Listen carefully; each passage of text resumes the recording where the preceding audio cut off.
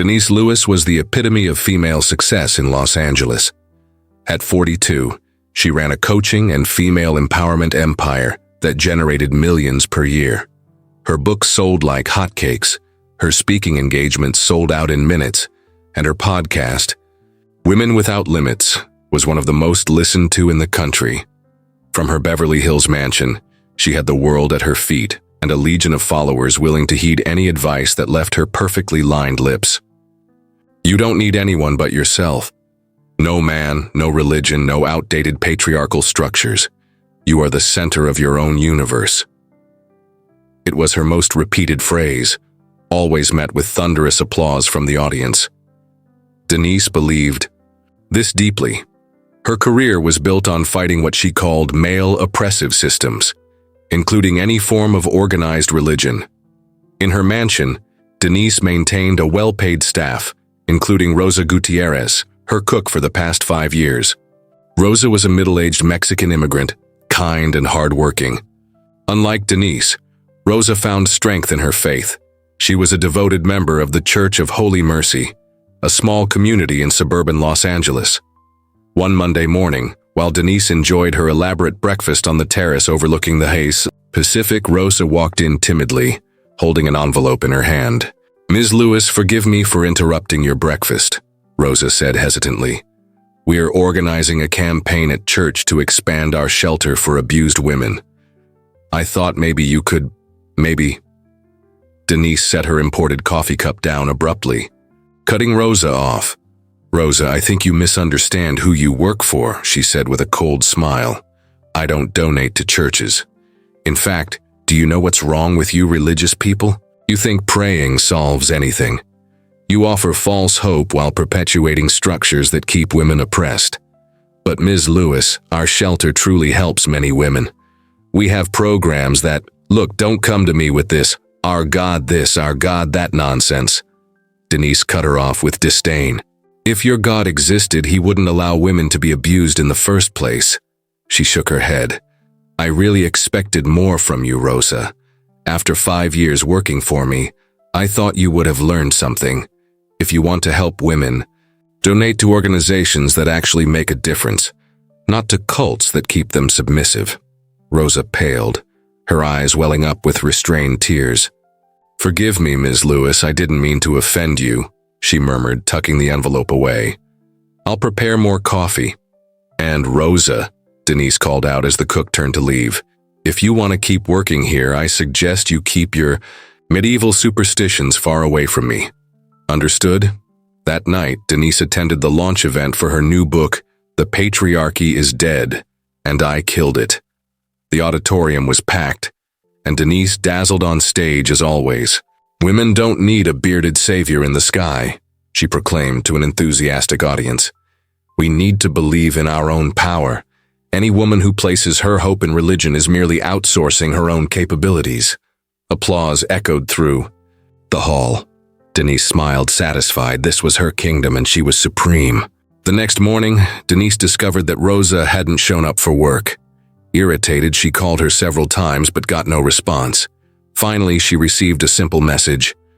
"I'm sorry, Ms. Lewis, but I can't work for someone who despises my faith." "Respectfully, Rosa," Denise scoffed in frustration. "Great, one less religious fanatic in my life," she muttered, immediately beginning the search for a new cook. 2 weeks later, during an interview with a potential hire, Denise noticed the woman wearing a small crucifix around her neck. "I see you're religious," she commented disapprovingly. "Yes, is that a problem?" the candidate Emma asked calmly. Denise hesitated.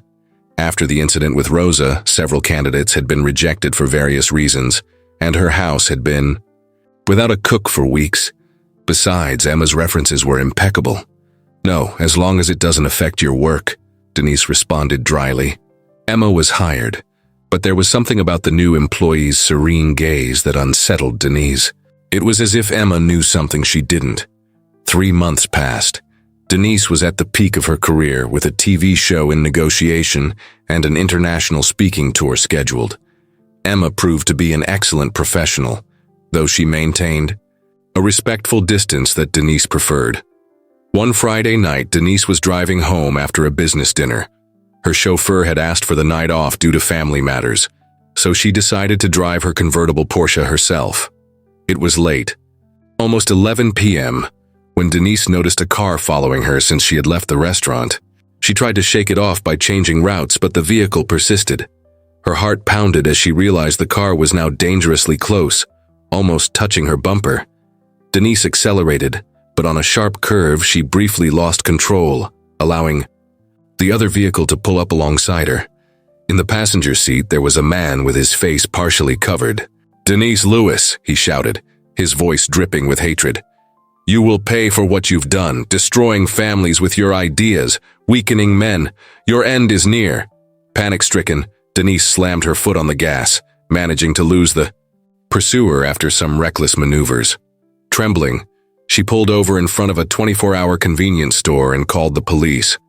Investigations revealed that the man was Ryan Thompson, leader of an anti-feminist extremist group that had declared Denise its primary target. The police offered temporary protection but warned that Thompson was still at large and seemed determined. "Ms. Lewis, it's not safe for you to stay at your residence for now," explained Detective Janet Walker. "Thompson is dangerous and has a history of violence. I strongly suggest you find a secure location until we capture him." Denise thought about friends, luxury hotels, even temporarily leaving the country. But all these options seemed vulnerable against someone as determined as Thompson. "May I suggest something?" the detective said hesitantly. "There's a network of shelters for women at risk. These are safe locations with confidential addresses and strict security protocols. They typically house victims of domestic violence, but given the circumstances..." "A shelter?" Denise laughed nervously. "Like a homeless shelter? Look at me. Detective, do you seriously think..." "With all due respect, Ms. Lewis," the detective interrupted firmly. "Right now, you are a woman in danger, just like any other who needs protection. The difference is, you have the option to choose." Reluctantly, Denise agreed. The next day, with only a small suitcase containing the essentials, she was escorted to Hope Refuge, a discreet location in the suburbs of Los Angeles. From the outside, it looked like just another large residential home, surrounded by a tall wall. But upon entering, Denise realized it was much more. A well-organized complex with dormitories, a communal living room, a shared kitchen, offices, and even a small play area for children. Denise was greeted by a middle-aged woman with kind eyes and a calm presence, who introduced herself as Director Sarah Miller. "Welcome to Hope Refuge, Ms. Lewis. I'm sorry for the circumstances, but we'll do everything we can to make you feel safe here," Sarah said, leading her through the facility. Denise observed everything with a mix of curiosity and discomfort. Women of various ages and backgrounds moved through the space, some with fearful expressions, others with determined looks, many with small children. The accommodation offered to Denise was simple: a room with 2 twin beds, a small shared bathroom, and a window overlooking the inner garden. "I know it's not what you're used to," Sarah noted, seeing Denise's expression. "But it's clean, safe, and for now it's what we can offer." "It's adequate," Denise replied, trying to hide her discomfort. "How long will I have to stay here?" "That will depend on the police investigation. In the meantime, you're free to participate in the shelter's activities if you'd like. We have support groups, vocational workshops, and..." "Sarah," a familiar voice interrupted. Denise froze. Slowly turning around, she saw Rosa Gutierrez, her former cook, standing in the doorway wearing an apron with the Hope Refuge logo. "Rosa?" Denise could barely believe it. "What are you doing here?" "Ms. Lewis," Rosa smiled gently with no sign of resentment on her face. "I volunteer here on weekends. I'm part of the kitchen team." "You know Rosa?" Sarah asked, surprised. She used to work for me," Denise replied, still stunned. "Rosa is one of our pillars here," Sarah explained enthusiastically. "She not only coordinates the kitchen, but also leads our culinary training program for the residents. Thanks to her, several women have found jobs in restaurants after leaving here." Denise remained silent, absorbing the information. She had never imagined that her former cook led such a meaningful life beyond the walls of her mansion. "Well, I'll let you two catch up," Sarah said, stepping away. Rosa can show you where the dining hall is when you're ready for dinner. Once they were alone, an awkward silence settled between them. Rosa, I didn't know that you… Denise started, unsure of what to say. It's all right, Ms. Lewis, Rosa replied with dignity. Everyone here has a story. Yours is just beginning. That night, lying on the simple bed, Denise received an unexpected call from her assistant. The news wasn't good. A tabloid had published a series of her private messages where she mocked religious women, calling them mental slaves of the patriarchy. The scandal was spreading on social media with hashtags demanding her cancellation. How did this leak? Denise asked angrily. We suspect someone hacked your email, her assistant replied. We're working on damage control, but what? The TV network wants to delay negotiations for your show, and 3 events on your international tour have already been canceled. Denise hung up, feeling her world collapse. In less than a week, she had lost her physical security, her comfort, and now her reputation was under threat. For the first time in years, she felt truly vulnerable. The next morning, as she entered the dining hall for breakfast, Denise noticed several women watching her and whispering. Clearly, news of her scandal had reached the shelter. Rosa approached with a tray. Coffee? She offered, as if nothing had happened. Why are you being kind to me? Denise asked, confused. After the way I treated you, and now that everyone knows how I really feel about people like me? Rosa finished with a calm smile. Ms. Lewis, I'm not being kind out of obligation. I'm being kind because that's what my faith teaches me, and because everyone deserves a second chance. Denise was speechless. In her world, kindness was transactional, something given in expectation of a return. Here, it seemed to be offered freely, even to someone who didn't deserve it. A few nights later, Denise was awakened by a commotion in the shelter. A new resident had arrived in shock after fleeing an extreme case of domestic violence. Sarah and the staff were overwhelmed, and Rosa asked for Denise's help. Me? What can I do? Denise asked, reluctant. You've talked about empowerment for years, Rosa replied. Maybe it's time to put it into practice. Hesitant, Denise followed Rosa into the room where a young woman, Amanda, was trembling uncontrollably, clutching 2 small children. Her face was bruised, and her eyes reflected a terror Denise had never seen before. He's going to find me, Amanda murmured repeatedly. He always finds me.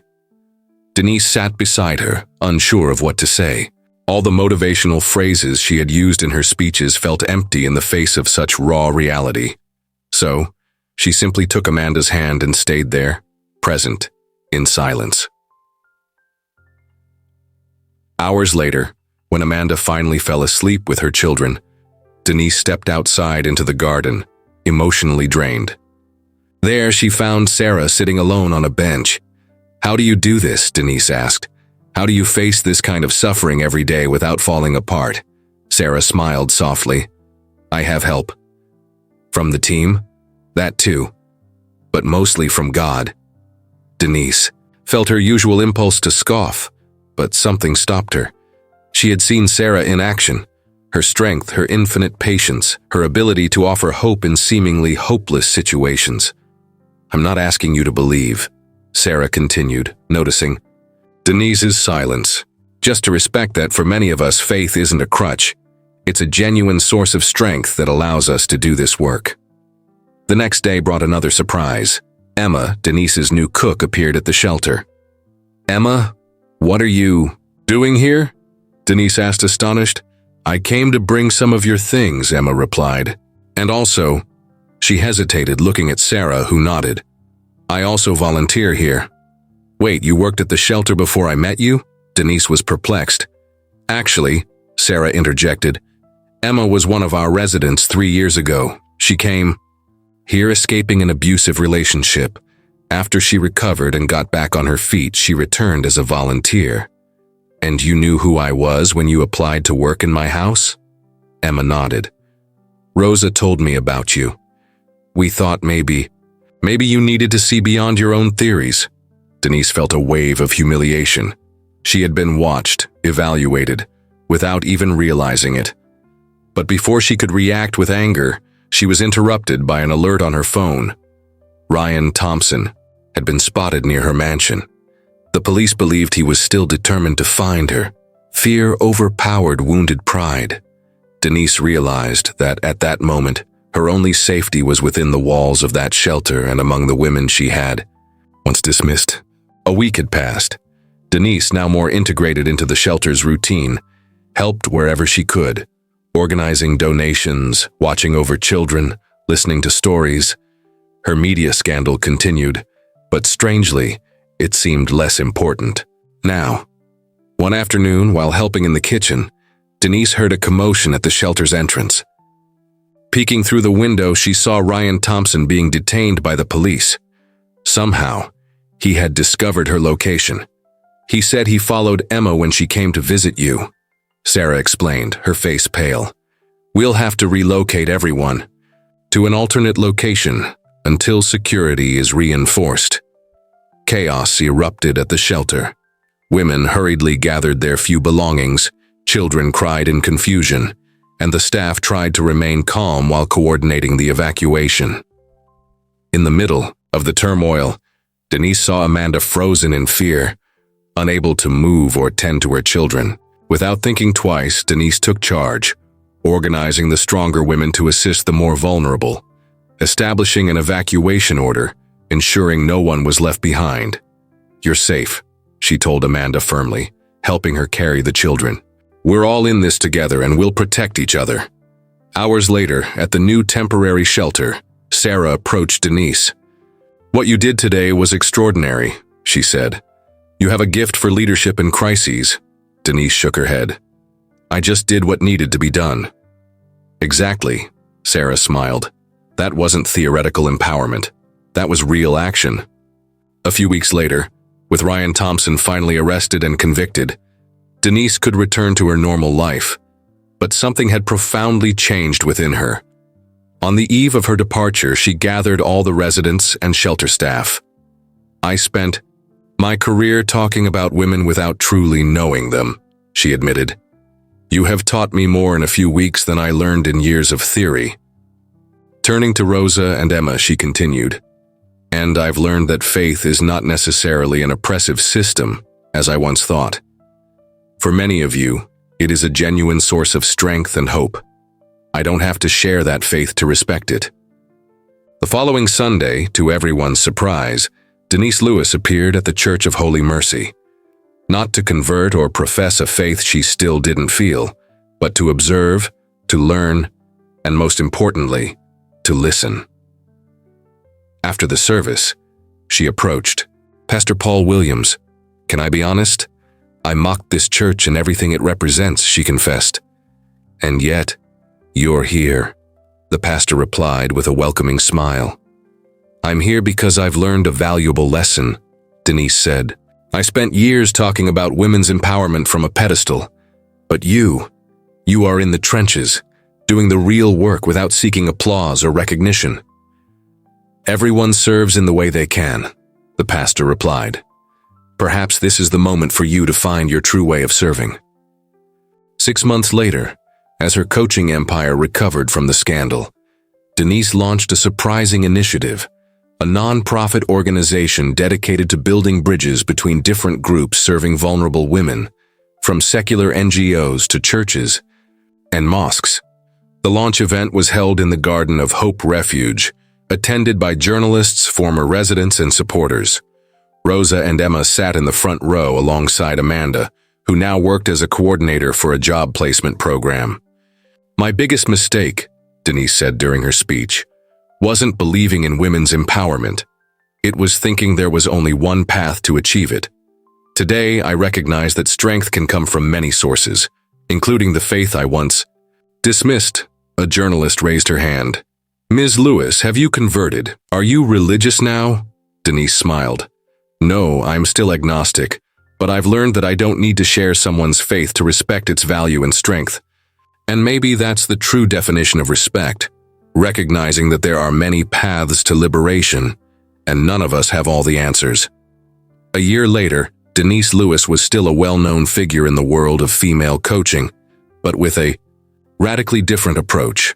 Her new book, Beyond Words, Building Bridges for True Empowerment, explored the importance of respecting different paths to women's liberation, including faith.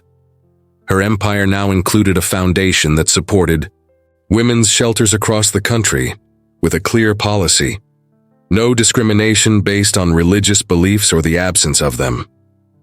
And while Denise still didn't consider herself religious, she had come to appreciate the spirituality of others, not as a crutch, but as a legitimate source of strength. On a sunny afternoon, Denise visited Hope Refuge, where she now funded Professional Training Center. In the garden, she found Rosa teaching a group of women how to cook. "Do you still think I'm naive for believing in God?" Rosa asked with a playful smile when they were alone. Denise smiled, watching the women cooking, talking, and laughing together, women rebuilding their lives piece by piece, day by day.